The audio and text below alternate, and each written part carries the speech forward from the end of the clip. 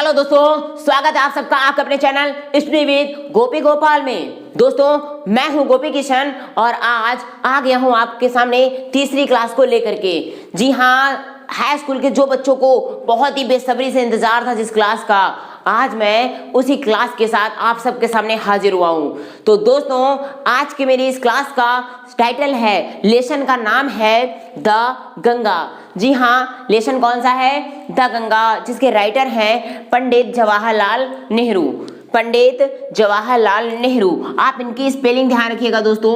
पंडित को पीटी से रिप्रेजेंट करते हैं, पंडित जवाहरलाल, क्या नाम है इनका?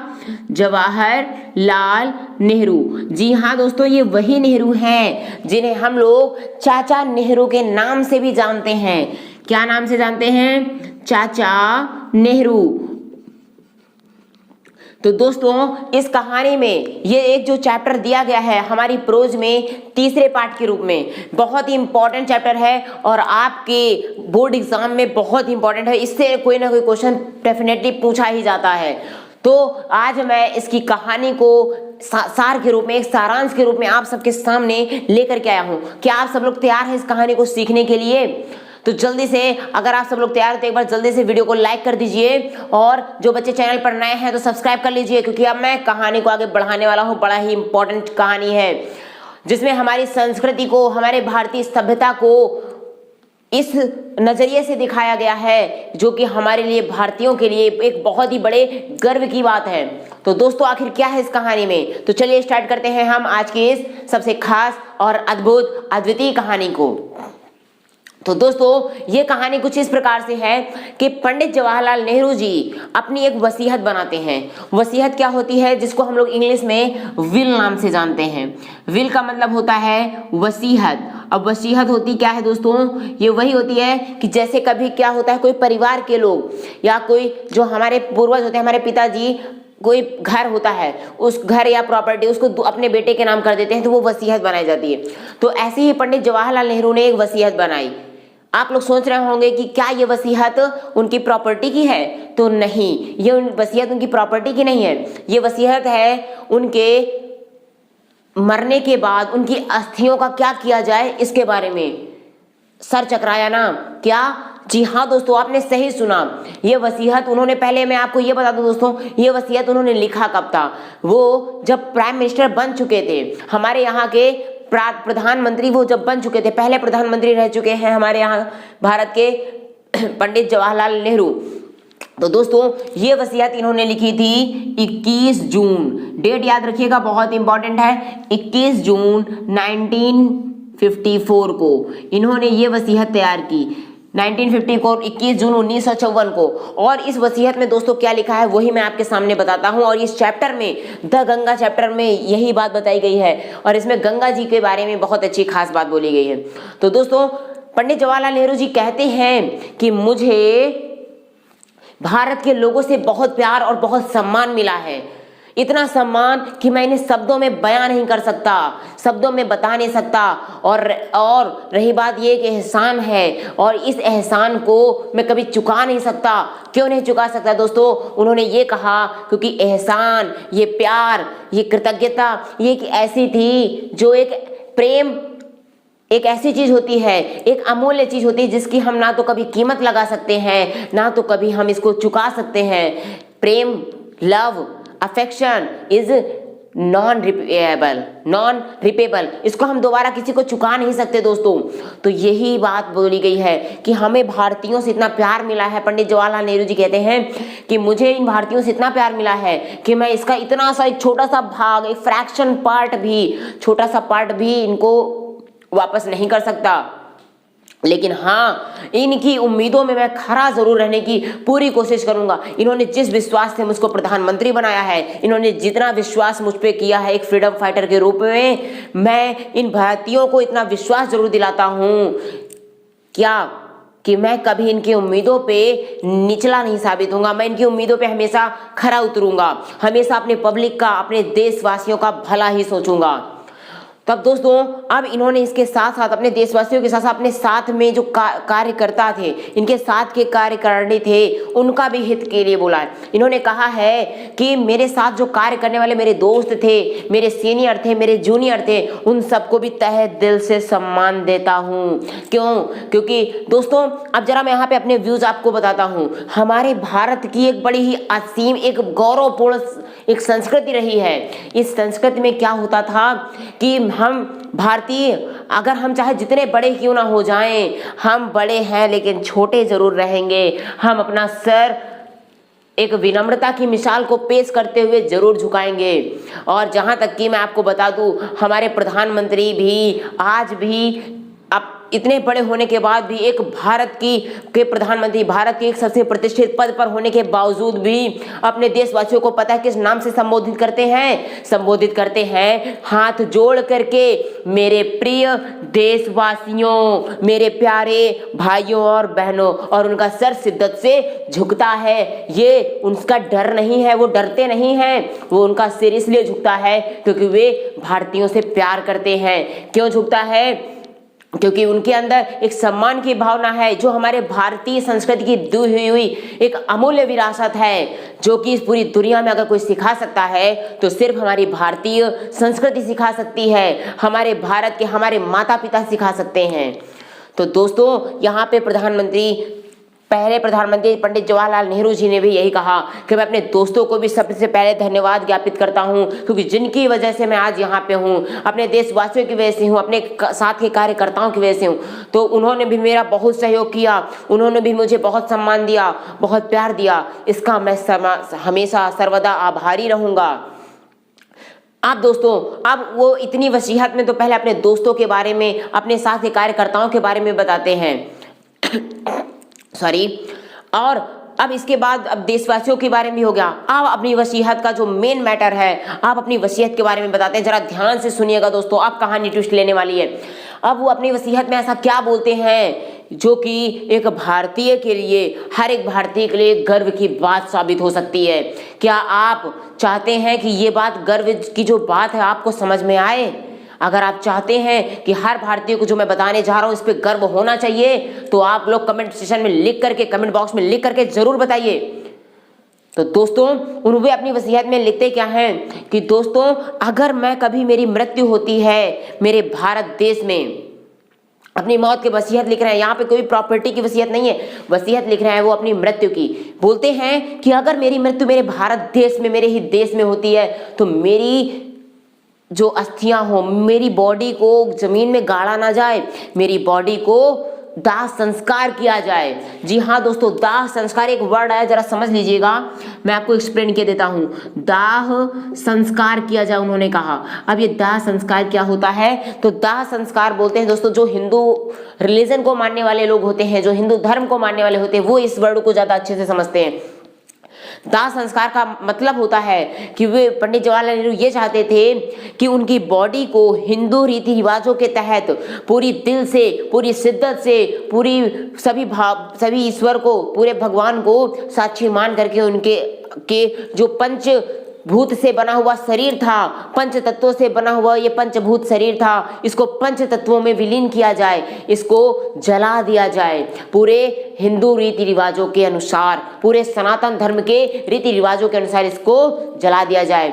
और जो जलने के बाद जो राख बचे उसका क्या किया जाए दोस्तों, जरा उसको समझिएगा।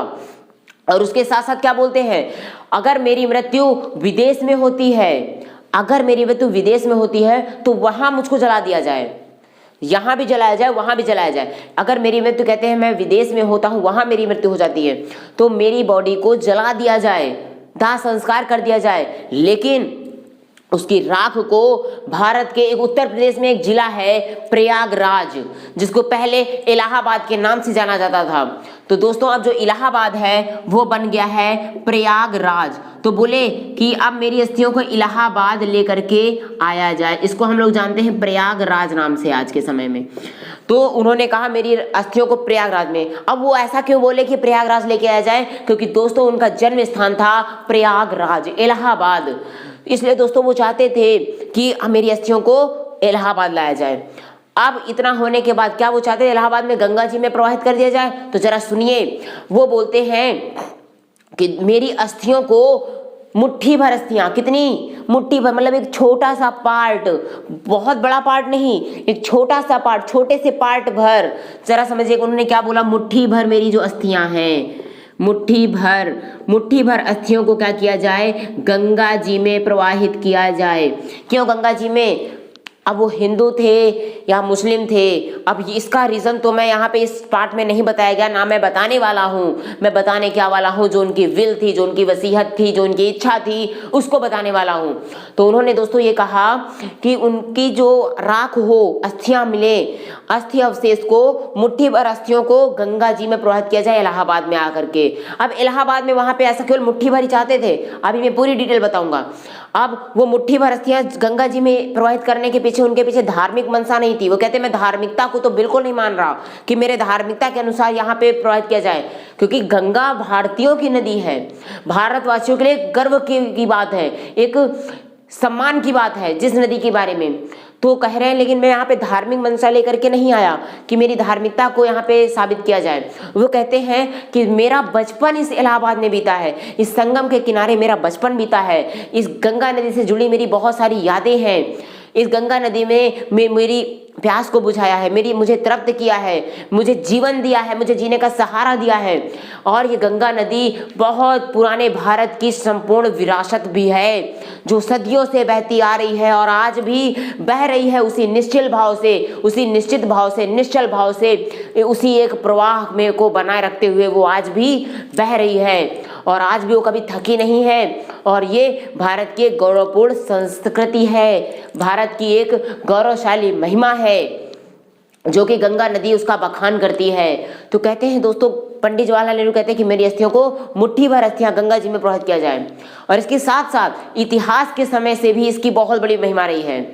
बहुत से हमारे राजा महाराजा गंगा जी को माता मानते थे और आज भी बहुत से लोग गंगा को गंगा माता नाम से जानते हैं। और इसलिए एक माता के रूप में एक मेरे अपने बच्चे को वो कहते हैं कि मैं उनका बेटा हूँ तो एक माता के रूप में मेरा जो अंत समय हो उसी माँ के आंचल में हो, गंगा नदी के पानी में ही मुझको आविर्भाव कर दिया जाए। लेकिन मुट्ठी भर केवल राख। आप दोस्तों एक बहुत बड़ा पार्ट, जो मुट्ठी भर तो गंगा जी में प्रवाहित करने के लिए बोला, लेकिन अधिकांश जो भाग था उसका क्या किया जाए? तो जरा आगे सीखते हैं। ये बोल रहे हैं कि उनकी अस्थियों को गंगा जी में प्रवाहित कर दिया जाए, तो इसके पीछे ऐसा कोई कारण नहीं है कि जिससे हम उनको रूढ़िवादी मानेंगे, कि वो बहुत ही पुराने विचारधाराओं को मानने वाले हैं। ऐसा बिल्कुल नहीं है। पंडित जवाहरलाल नेहरू जी ने अपने इस वसीयत में इस बात का भी जिक्र किया है। उन्होंने कहा है कि मैं कंजर्वेटिव नहीं हूँ, मैं रूढ़िवादी नहीं हूँ, कि मैं पुरानी जो पगडंडियां है, पुरानी खराब विचार है, रीति रिवाज है, उनको मैं पालन करूं, उनको मानूं, ऐसा नहीं है। बल्कि मैं इसलिए ऐसा चाह रहा हूं दोस्तों, मैं पूरी तरीके से, लेकिन ये भी है क्योंकि ये हमारी संस्कृतियां हैं, हमारे रीति रिवाज में कुछ अच्छे रीति रिवाज भी हैं जो कि हमारी संस्कृति की धरोहर हैं, ठीक है। और अब हम उनको पूरी तरीके से अलग नहीं हो सकते। हम उस धरती से, उससे बने हुए, हम उस रीति रिवाज को पूरी तरीके से हटा नहीं सकते। लेकिन जो रीति रिवाज हमें, हमारे शरीर को, हमारी आत्मा को आगे बढ़ने से रोके, उन रीति रिवाजों को से दूर चले जाना ही अच्छा होता है, उन रीति रिवाजों को दूर करना ही अच्छा होता है। तो पंडित जवाहरलाल नेहरू जी यही कहते हैं दोस्तों कि गंगा जी पे मेरी अस्थियों को बहाइए, लेकिन कोई धार्मिक मनसा को लेकर के नहीं, बल्कि इस मनसा के साथ, इस उद्देश्य के साथ कि मेरी यादें जुड़ी हैं और यही जो गंगा है ये पुराने इतिहास की यादें हैं। इसमें हमारे जीत, हमारे हार की निशानियां हैं, इसमें हमारा बहुत ही विराट इतिहास छुपा हुआ है। इसलिए यहाँ पे फैलाइए और ऐसे रीति रिवाजों को त्याग दीजिए जो हमको आगे बढ़ने से रोकते हैं। कंजर्वेटिव थॉट्स वाले होते हैं जो हमें आगे बढ़ने नहीं देते, ना तो हमें, ना तो हमारी आत्मा को। तो पंडित जवाहरलाल नेहरू जी का ये कहना है कि ऐसे विचारों को त्याग दें तो ही इंसान की भलाई हो सकती है।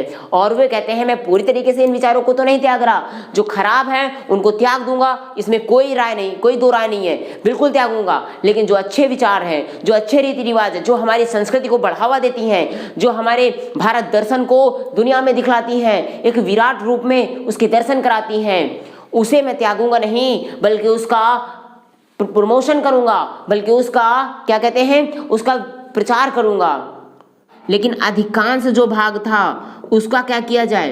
तो जरा आगे सीखते हैं। तो अधिकांश भाग बोले, अधिकांश भाग को ऊंचाई पे आसमान में हवाई जहाज से ले जाया जाए और क्या किया जाए, और उस राख को फेंक दिया जाए। क्या कहा उन्होंने, जरा समझने की कोशिश कीजिए। उन्होंने ये नहीं कहा उसको तिजोरी में रख दिया जाए, उन्होंने ये भी नहीं कहा कि मेरी इस राख को कभी भी कोई सुरक्षित करके रखे, नहीं, कोई ना रखो, मेरी इस राख को कोई सुरक्षित करके ना रखो। उन्होंने ये कहा, उन्होंने कहा किसी को ये अधिकार नहीं दे रहा मैं कि इस राख को सुरक्षित करके रखो, म्यूजियम में रखो, ऐसा नहीं।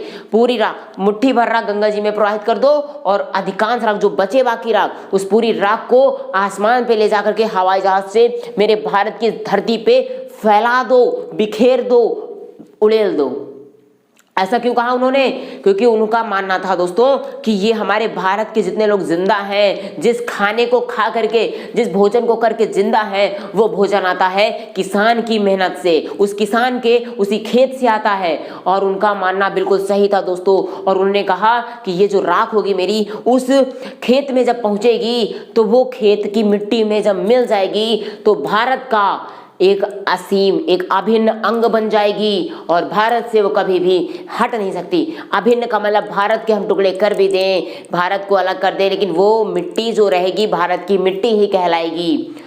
तो दोस्तों एक बार सार के रूप में, एसेंस के रूप में, एक छोटी सी समरी के रूप में फिर ये बताऊंगा कि पंडित जवाहरलाल नेहरू जी ने अपनी इस वसीयत में ये कहा कि उनकी जो राख बचे, उनके मरने के बाद उनको दाह संस्कार किया जाए और उसकी जो राख हो, उसकी मुट्ठी भर राख गंगा जी में इलाहाबाद के संगम में प्रवाहित कर दिया जाए, क्योंकि गंगा जी से उनके बचपन की बहुत सारी यादें जुड़ी हुई हैं।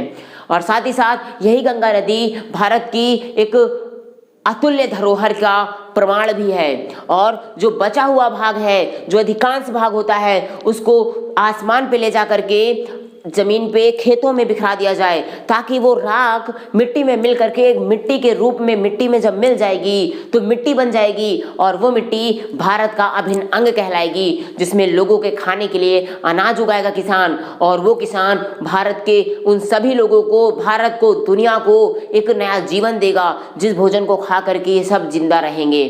तो दोस्तों ये थी इस कहानी में, ये वसीयत थी पंडित जवाहरलाल नेहरू जी की, जिसको लिखा था उन्होंने 21 जून 1954 को। तो दोस्तों क्या आपको ये कहानी पसंद आई? अगर अच्छा लगा हो, कहानी आपको अच्छी लगी हो तो कमेंट सेक्शन में लिख करके जरूर बताइए।